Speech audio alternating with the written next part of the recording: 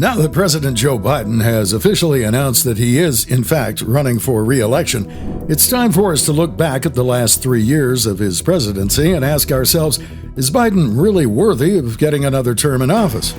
Obviously, some are biased and think that he's the worst president in their lifetimes. As a colleague loves to joke, Biden's entire purpose as president is to make Jimmy Carter look good. While realizing that our national politics has been reduced to a series of pathetic and meaningless personality contests, Joe Biden says that he should be president again because he's not Donald Trump, and Trump says the same thing about Biden. Joe Biden really does have a record. That record isn't so great when you look at it. His supporters, who really are more opponents of Trump and the Republicans than they are believers in Biden's agenda, whatever that is, will say that we're being unfair. As president, Biden took over a country eviscerated by a novel coronavirus from Wuhan, China, and was sworn into office during a literal insurrection. But not since Abraham Lincoln has a president faced such problems.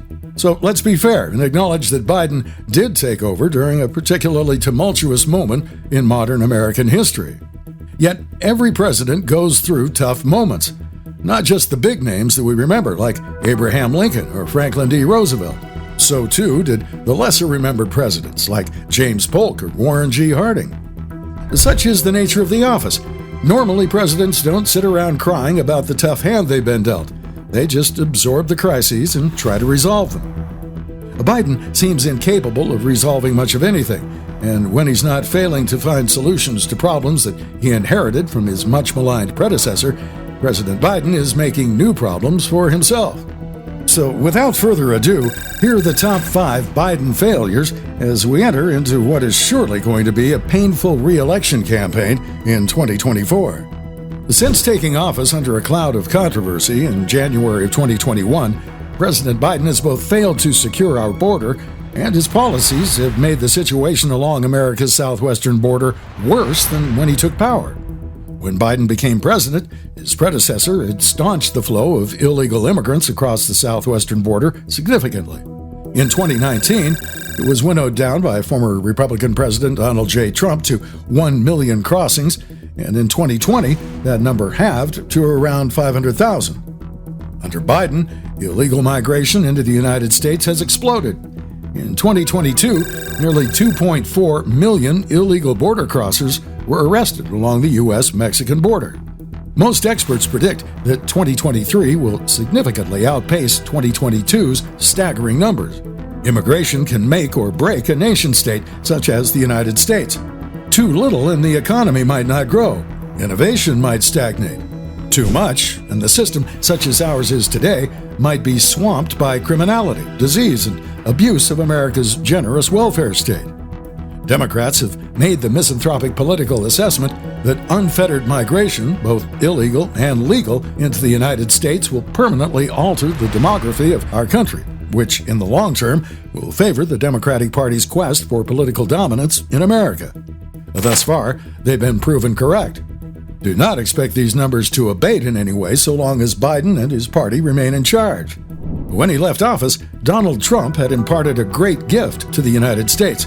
He had presided over the expansion of America's domestic energy boom, the investment in the North American fossil fuel industry, as well as the reduction of environmental regulations on that industry, made the United States, for the first time in decades, a net exporter of fossil fuels.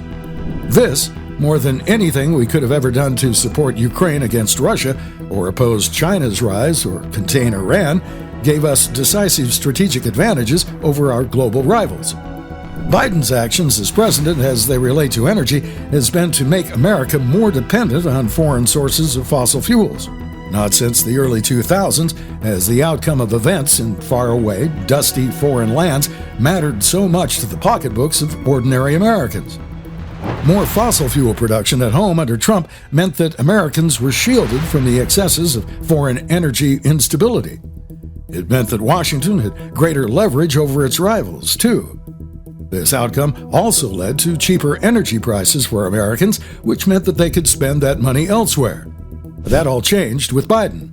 In fact, One of the initial actions that Joe Biden took as president was to issue a spate of executive orders restoring the Obama-era environmental regulations upon North America's fossil fuel industry and refusing to build new pipelines linking American and Canadian energy sources together, such as the Keystone XL pipeline. He also infamously refused to support the creation of the Key Pipeline in Michigan. By taking these domestic sources of fossil fuel off the global market at a time when the world was going through a general contraction of fossil fuel sources, largely as a result of the COVID-19 lockdowns, Biden made Americans more susceptible to the volatile spikes in price that define the global energy market. That's why the national average for fuel has been so much higher than it was during the Trump years. Since taking office, the national inflation rate has been at historic highs. Not since 1980 has the inflation rate been this high. Inflation, as Milton Friedman used to say, was a hidden tax on the American middle class. That has certainly been the result of the Biden economic policies. President Biden has turned profligate spending into a Zen-like state. Regardless of his intentions, whether it be student debt relief or hiking costs to consumers to pay for ill-advised climate change policies, the greater the spending, the more money that is printed.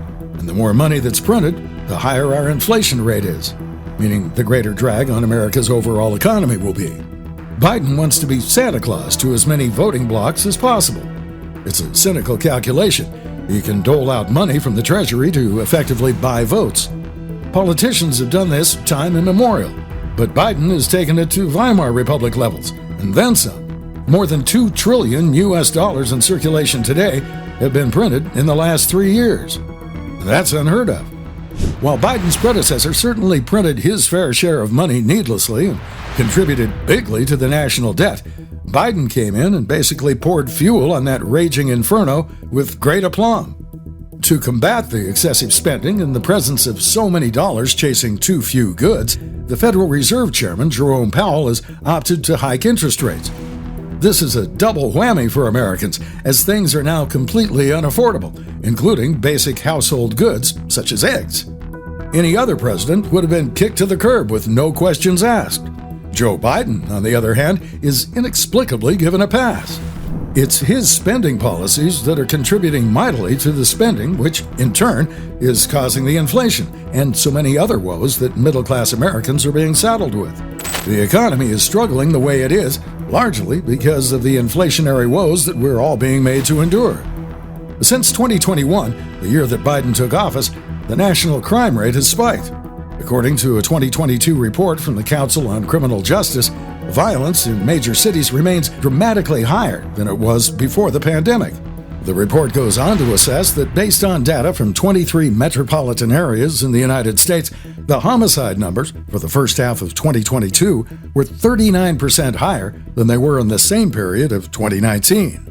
The CCJ report also looked at property crimes, violent crimes, and drug offenses in 29 major metropolitan areas in the country. They determined that aggravated assaults and robberies increased 4% and 19% respectively. Property crimes also increased by 6%, while larceny went up 20%. Residential burglaries rose by 6%, and motor vehicle thefts jumped by 15%. The bulk of these crime statistics emanate from Democrat-controlled cities. The CCJ, by no means a right-wing institution, attributes the increase in these crimes to a combined pullback from police in these cities. You can also add in George Soros-funded left-leaning district attorneys choosing not to prosecute criminals the way that they're supposed to, and gun violence. Before anyone tries to ascribe the uptick in gun violence to Republican pro-Second Amendment policies, bear in mind that the bulk of these cities that are experiencing the increases in gun violence are Democrat-controlled and have been for decades.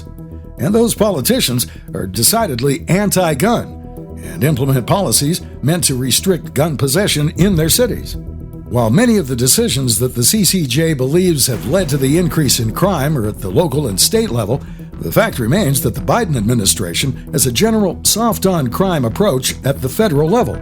Given how much money and resources cities and states require to do their law enforcement operations, there's a general incentive imposed by the Biden administration to implement these soft-on-crime policies that are leading to the spike in criminality everywhere. The United States has enjoyed its position as the world's sole remaining superpower since the end of the Cold War. Most Americans living today have either never lived in or have long forgotten a world in which a rival seriously contested American power. Today, an axis of autocrats in Eurasia is arising to challenge American power everywhere. Led by China and Russia, this semi-alliance, which includes countries like Iran and North Korea, wants to push America's dominion far from Eurasia.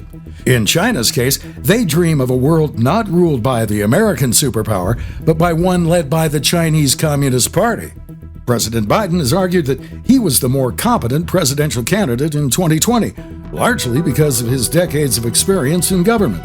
Specifically, Joe Biden made the case that he was the most qualified because of his years of foreign policy expertise. Yet from Kabul, Afghanistan to Khartoum, Sudan, all Biden has managed to do as president has been to engage in a series of catastrophic withdrawals that have weakened America's standing in the world and empowered the very enemies in Beijing, Moscow, Tehran, and Pyongyang that Biden claims he's trying to contain.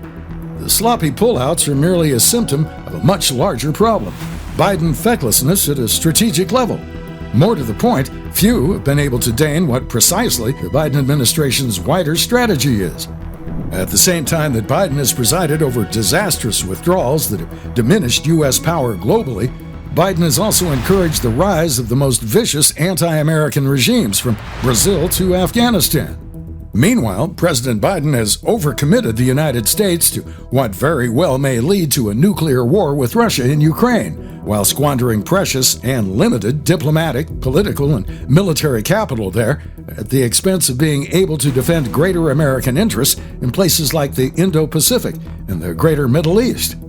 Clearly, another 4 years of Joe Biden in the White House will lead to the permanent diminution of U.S. power globally, and will by default lead to the expansion and solidification of Chinese world power that is both anti-democratic and anti-American. As one U.S. Air Force general once said, the United States is about to go from a superpower with global responsibilities to a regional great power with diminished global reach. There is little doubt that Joe Biden's presidency has damaged the United States on all fronts. Biden routinely tries to pretend as if he's saving America from the damage that his predecessor had visited upon our great land. This is simply untrue. Biden is presiding over the willful diminishment of America as a global power. His administration is actively embracing policies that will permanently gut the American middle class, once the backbone of America's economic power, which is, in turn, the foundation of U.S. military power. America, under Joe Biden, is less prosperous, less stable, and more threatened by domestic crime and international rivals. We truly cannot survive another 4 years of the Biden administration. The list above is by no means comprehensive, but it is indicative of a painfully negative trend line. Most Americans have been conditioned to believe that the forces of history are far more important to the outcome of events than individuals or groups of people. Biden is proving the inverse of the great man theory of history. Because he is the least competent and one of the weakest American presidents in modern history, Biden is causing so many problems for a United States that still retains all the capabilities it needs to survive and thrive in this dangerous post-pandemic world. It's just that President Biden is hindering us. The next election, if Americans put someone else in charge with a comprehensive vision of American greatness, could see a drastic and sudden reversal of fortunes for the United States. But time is not on America's side. Failure to radically change course in terms of leadership will ensure that the 2020s are America's lost decade, and the worst patterns and proclivities of the Biden years will become permanent features of a declining America rather than a historical blip.